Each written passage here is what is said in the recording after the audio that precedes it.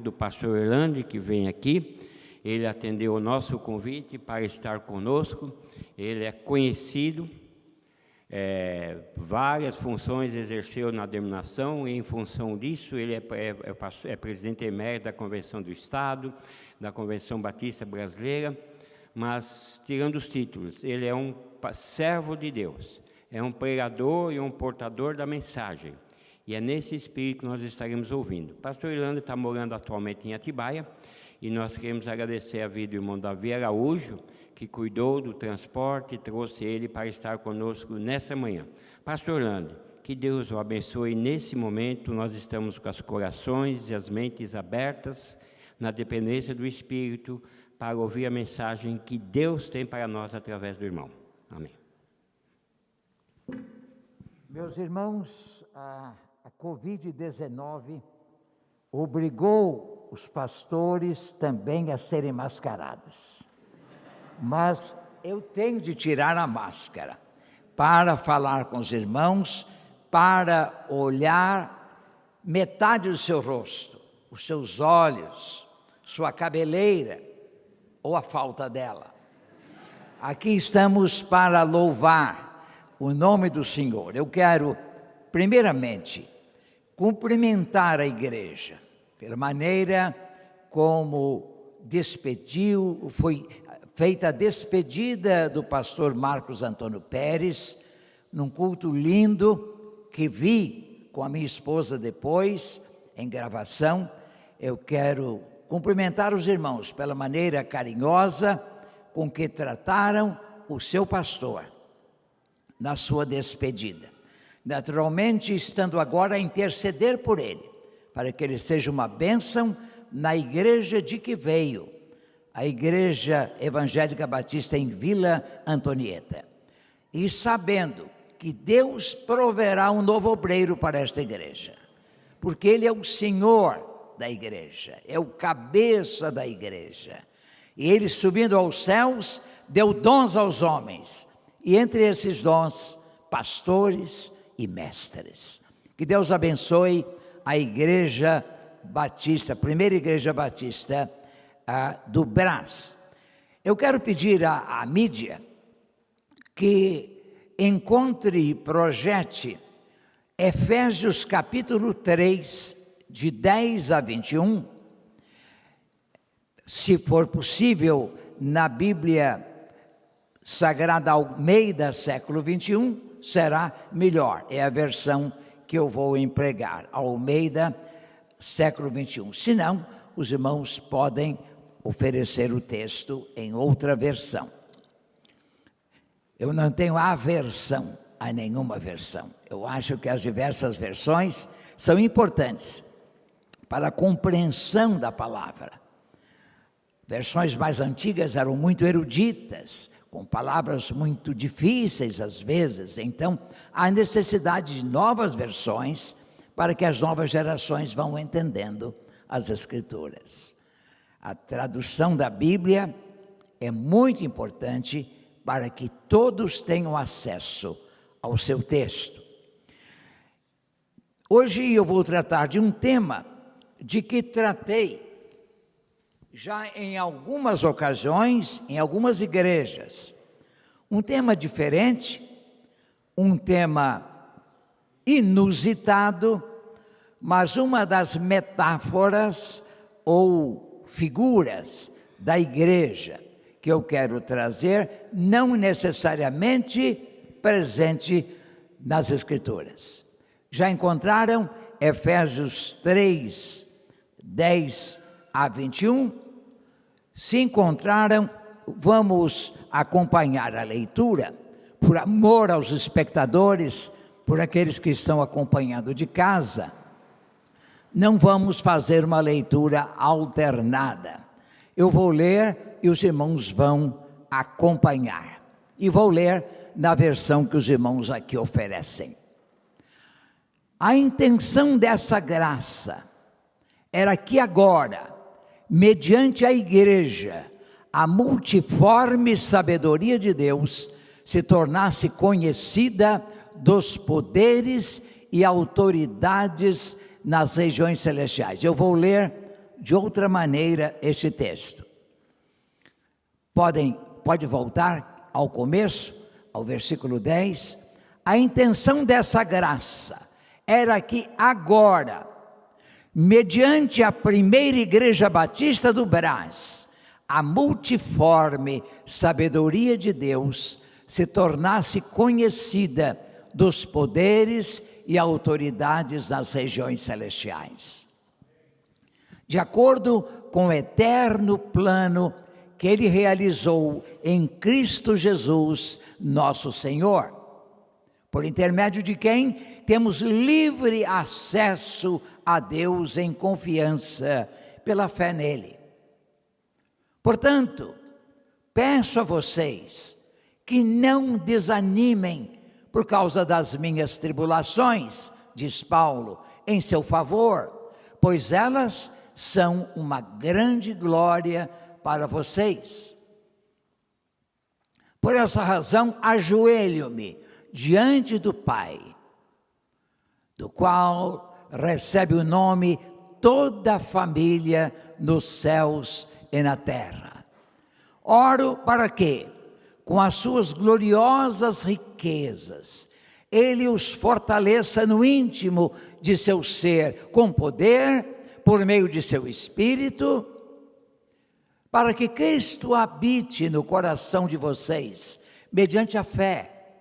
E oro para que, estando arraigados, isto é, enraizados e alicerçados em amor, vocês possam, juntamente com todos os santos, compreender a largura, o comprimento, a altura e a profundidade, e conhecer o amor de Cristo que excede todo conhecimento, para que vocês sejam cheios de toda a plenitude de Deus.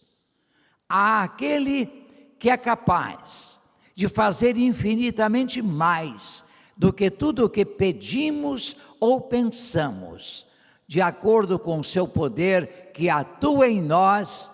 A Ele seja glória na igreja, em Cristo Jesus, por todas as gerações, para todos sempre. Amém. Voltemos ao versículo 21. Voltemos ao versículo 21, 20 aliás. Aquele que é capaz de fazer infinitamente mais do que tudo o que pedimos ou pensamos, de acordo com o seu poder que atua em nós. A Ele seja glória na primeira igreja batista do Brás, e em Cristo Jesus, por todas as gerações, para todos sempre. Amém. Queiram sentar-se. Meus irmãos, no mundo de violência, de sons desconcertantes e desconcertados e dissonantes, de gritos e gemidos, de intranquilidade e fealdade, e depois de concerto belíssimo que ouvi de Ano Novo da Orquestra Filarmônica de Viena, eu entendi que uma mensagem apropriada para a igreja em nossos dias é a igreja como orquestra de Deus. É o meu tema hoje de manhã. Aliás, eu já abordei esse tema em várias igrejas, inclusive da Igreja Memorial Batista de Brasília. Pois bem, meus irmãos, meus espectadores que estão acompanhando este culto à distância, há diversas imagens ou metáforas da igreja no Novo Testamento.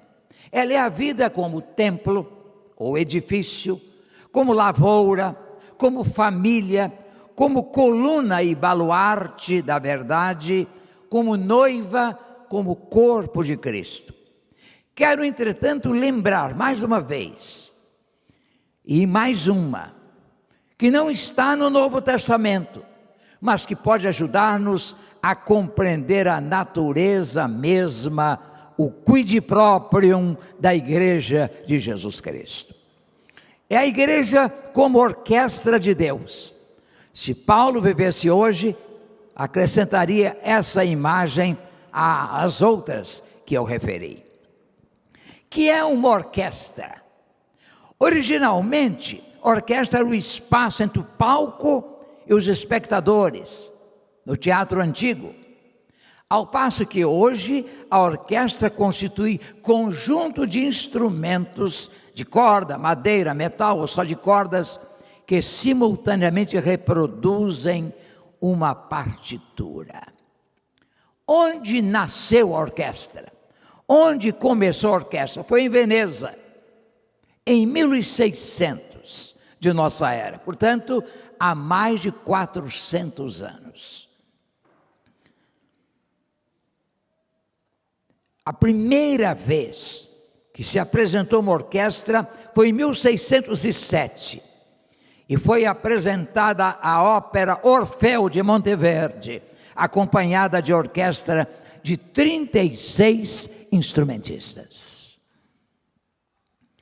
Pois bem, hoje as orquestras contam com várias famílias de instrumentos e compõem-se de violino, viola, violoncelo, contrabaixo, flautas, piccolo, a menor delas, oboés, clarinetas, fagotes, trompas, trombetas, trombones, tímbales, tambores de metal. E depois de Berlioz, Liszt e Wagner, mais os instrumentos pistões, tuba, corno inglês, clarineta e harpa, e mais os de percussão, tambores, triângulos e pratos turcos. A orquestra hoje pode chegar a 120 instrumentistas para execução de uma obra clássica.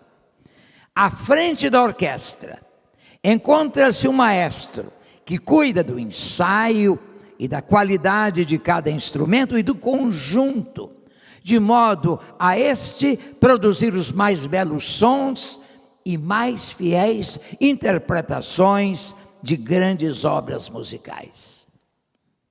Pois bem, a igreja semelha uma orquestra que visa a produzir sons e beleza para glorificar e engrandecer o nome de Deus, para produzir beleza também, e não apenas verdade. O maestro da igreja não é o pastor. O maestro da igreja é Jesus Cristo. Eu vou dizer quem é o pastor nesta imagem que lhes trago de orquestra. Pensemos na igreja.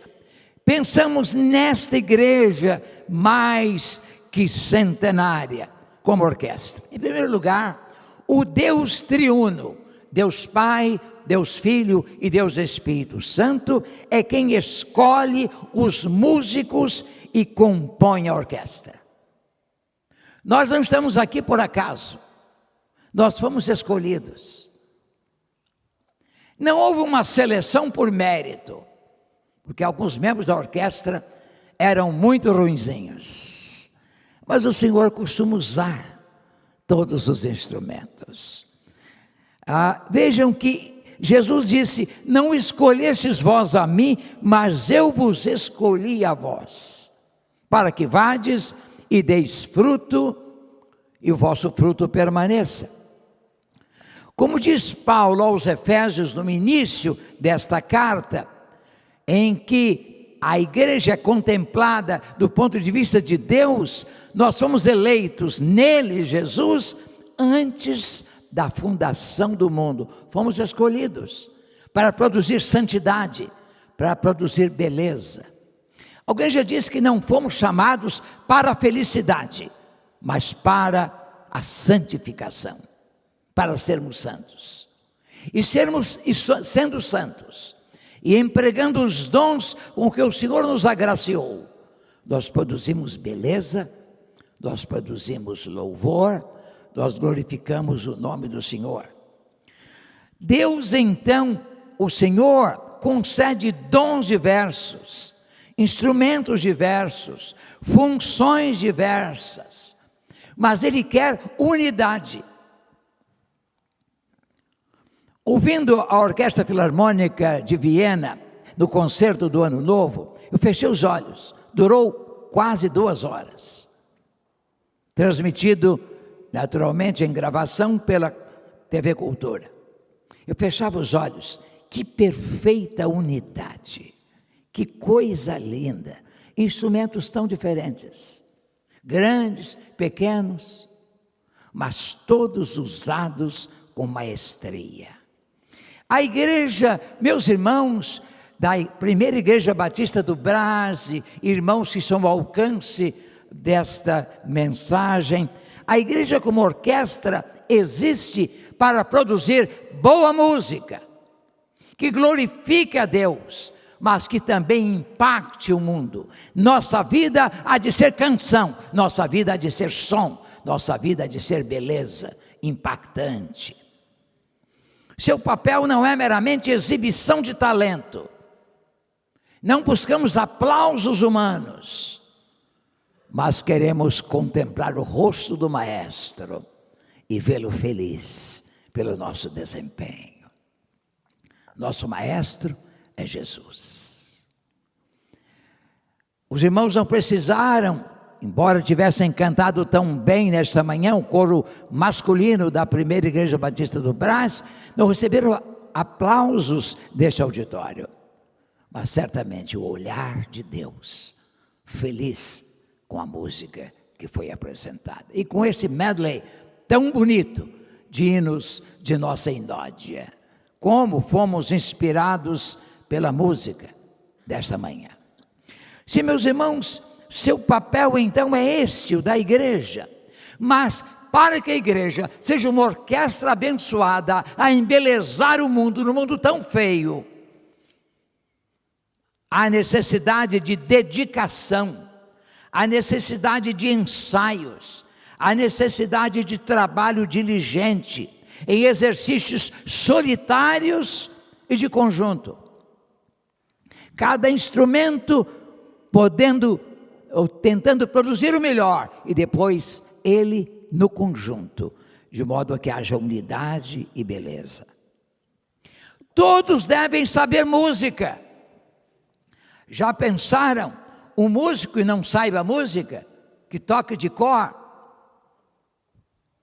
Ele precisa conhecer música para ler a partitura ou decorá-la. Pois bem, todos precisam saber música, conhecer e executar a partitura que lhes foi confiada. Não há lugar para preguiça. A igreja, como orquestra de Deus, precisa ter todos ativos, todos participantes. Todos são importantes. O instrumento da oração, o instrumento do ensino, o instrumento do serviço social, o instrumento do louvor coral, o instrumento da evangelização pessoal, o instrumento da liderança, o instrumento da pregação ou proclamação do evangelho. Alguns são instrumentos vistosos, outros pequenos, mas todos importantes. Não há crente inútil na igreja. Se há um instrumento notável que precisamos de tocar com muita competência, é o instrumento da oração. Se você está doente, você está no hospital, você está em casa, impedido de vir à igreja, de vir ao encontro presencial, você pode orar por sua igreja, orar por seu pastor, orar pelos diáconos, orar pela liderança, orar pela obra missionária, pela obra realizada pela igreja.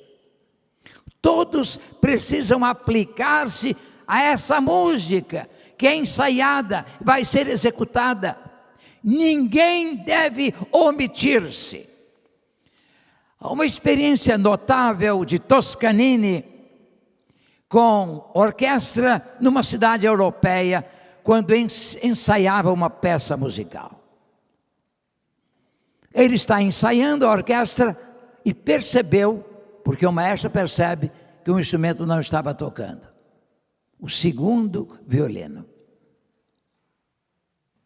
Apenas parecia estar tocando, mas não estava. O maestro interrompeu o ensaio e disse: eu não estou ouvindo o segundo violino. Ah, desculpe, maestro, disse o segundo violino. Pois o senhor deve tocar. Vamos retomar o ensaio. E continuou o ensaio. Dentro de instantes, outra vez ele percebeu que estava faltando um instrumento. Não estava tocando. Não estava participando da orquestra. Era uma presença inútil. Ele parou o ensaio e disse: não estou ouvindo o segundo violino. O senhor precisa tocar.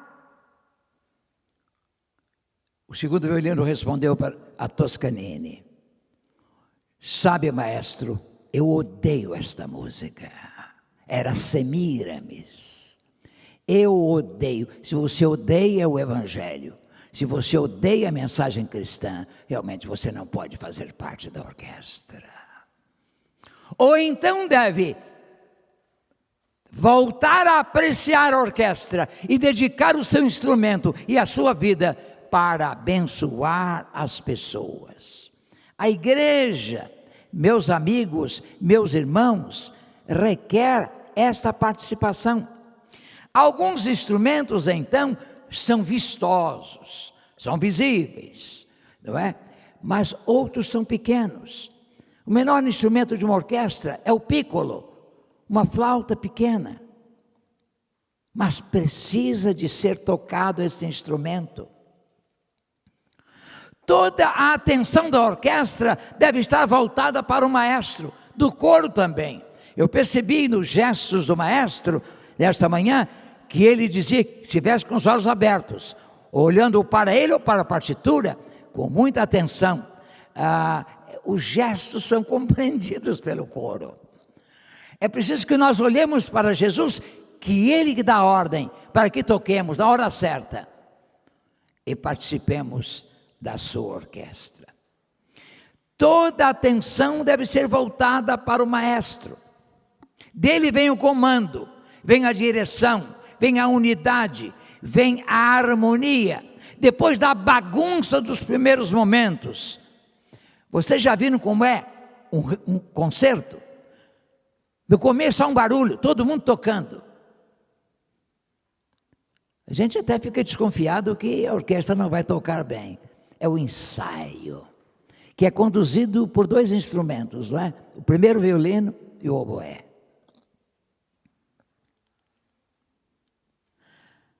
O primeiro violino, então, dá o tom que todos os instrumentos devem ter, e o oboé ajuda a afinação dos instrumentos de sopro. E vocês já repararam o que acontece numa orquestra? Eu sempre que viajo, vou a uma sala de espetáculo musical para ouvir orquestras, dos Estados Unidos, da Europa. Pois bem, eu noto que o primeiro violino, depois de terminar o ensaio, ou terminar a afinação da orquestra, ele faz um gesto para o maestro. A orquestra está pronta. E o maestro vem e rege a orquestra. Meus irmãos, o papel do pastor é o do primeiro violino. Ele toca na orquestra. Mas ele procura afinar a orquestra. Um instrumento desafinado compromete a eficácia da orquestra. É preciso que todos toquem no mesmo tom. O pastor dita o ritmo, o compasso, a interpretação. Então, é muito importante o primeiro violino. E Deus vai mandar-lhes um primeiro violino. Deus vai prover. Os irmãos que acreditam nisso e creem de todo o coração, digam amém. Amém. Eu também creio e digo amém. Ele deu uns para apóstolos, outros para profetas, outros para evangelistas, outros para pastores, mestres, querendo o aperfeiçoamento, a capacitação, a palavra grega catartismos, a capacitação dos crentes para a obra da edificação da igreja. O pastor vai trabalhar a vida de todos os irmãos. Meus irmãos, eu certa vez, em Nova York, fui a um recital da que era a melhor orquestra dos Estados Unidos, na ocasião, a Orquestra Filarmônica de Cleveland, do Lincoln Hall, em Nova York. Eu noto que a orquestra toca em conjunto, mas em determinados momentos, um instrumento se destaca. E todo o resto da orquestra deve dar apoio a esse instrumento, seja o piano, seja outro instrumento. Pois bem, numa peça musical em Nova York, da orquestra de Cleveland, houve um solo de percussão.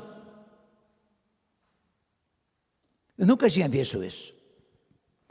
Instrumento de percussão. E enquanto os percussionistas tocavam os pratos, os instrumentos em geral de percussão, a orquestra dava apoio, dava suporte. Que coisa linda foi aquele espetáculo. Não há instrumento desprezível na orquestra de Deus. Outra vez eu estava em Berlim, e perto da porta de Brandemburgo, numa igreja cristã, uma igreja que não era evangélica, igreja católica, os santos todos cobertos, havidos como santos. Eu estava ali, a orquestra ficou na galeria, e o templo cheio. Eu recebi o libreto com todas as indicações das músicas que seriam executadas, e houve uma para solo de piccolo e orquestra. Meus irmãos, que espetáculo! Piccolo e orquestra. Piccolo, uma flautinha desse tamanho. A música, não é? Era francesa, pelo nome eu vi que era francesa, levantou-se para tocar o piccolo. As mãos grandes dela cobriram o instrumento. Ela começou a tocar. Os sons encheram aquele local. E a orquestra dando o apoio ao solo do piccolo. Não importa o tamanho que seja você na orquestra de Deus. Você pode ser como o piccolo, ou como pode ser um instrumento de percussão. Mas se Jesus estiver tocando, se Jesus estiver soprando, o Espírito de Deus soprando em sua vida, você abençoará todos aqueles que ouvirem a orquestra de Deus.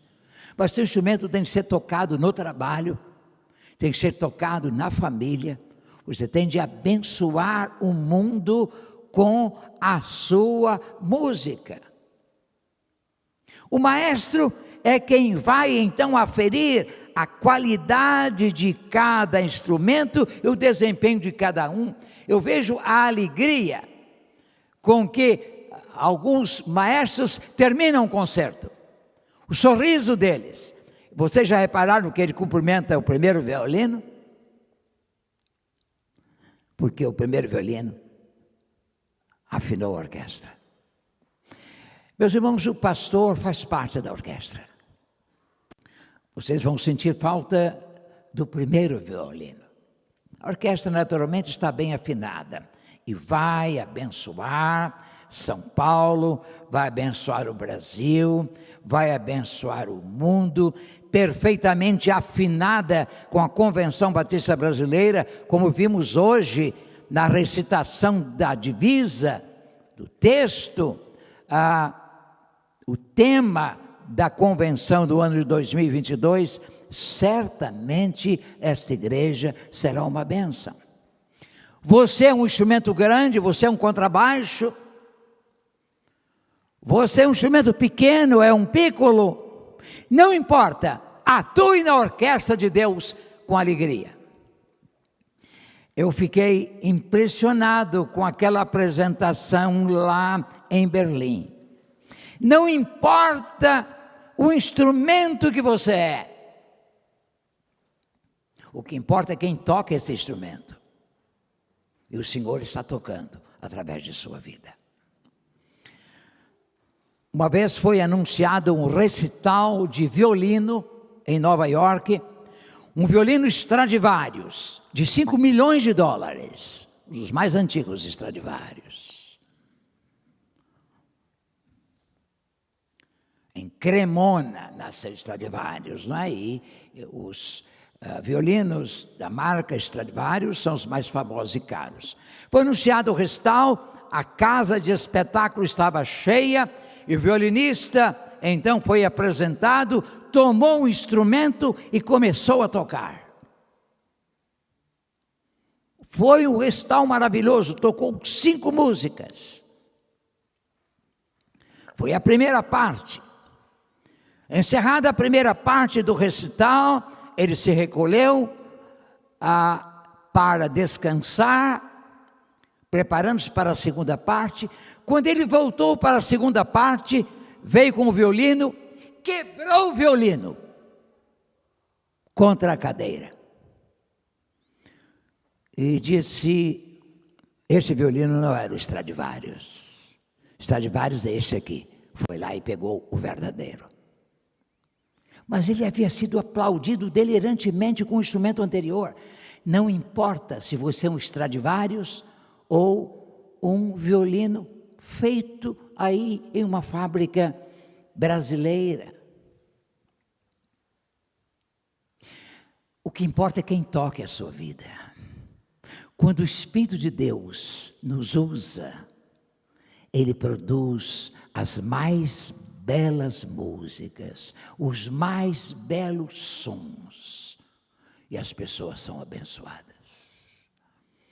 Meus irmãos, a orquestra de Deus há de ser assim. O que importa é que cada um dos irmãos, instrumentos de Deus, esteja nas mãos do Senhor, que Deus faça vibrarem as cordas de sua vida com suas mãos, ou sopre com seu espírito a vida, se instrumento de sopro, e mantenha o ritmo da orquestra com as batidas de sua percussão. Que esta igreja, com mais de 110 anos, neta da primeira igreja batista em São Paulo, de que eu fui pastor 28 anos, primeira neta, primeira filha foi a Liberdade, e a primeira neta foi o Brás. Aqui havia, antes da organização da igreja, uma congregação hispânica. Aqui foi o começo da obra batista no Brás. E hoje eu vejo que é uma congregação hispânica. E a igreja veio a ser organizada pouco tempo depois, parece que 2 anos depois de organizada a Liberdade. Porque já havia um trabalho embrionário. Louvado seja Deus por essa igreja. Pois bem, que essa igreja com mais de 110 anos possa existir e atuar como uma orquestra de Deus nesta parte de São Paulo, e para o Brasil e para o mundo, orquestrando a mensagem do Evangelho em todo o mundo e nos rincões de nossa pátria. Que essa igreja cumpre o propósito de Deus, e que cada um seja um instrumento fiel a produzir os sons e a beleza que o mundo precisa ouvir, e que chegue à presença do Eterno. Que toda a orquestra de Deus seja afinada pelo primeiro violino, o oboé, antes de o divino mestre tomar a batuta e levar sua orquestra a um espetáculo de luz e sons, de vida e testemunho diante do mundo. Que Deus abençoe a primeira igreja batista do Brás, e que este seja um tempo de preparação, de ensaio, para um grande momento de sons, de beleza, de luz, de manifestação da verdade e de impacto na sociedade paulista, brasileira e em todo o mundo. Amém.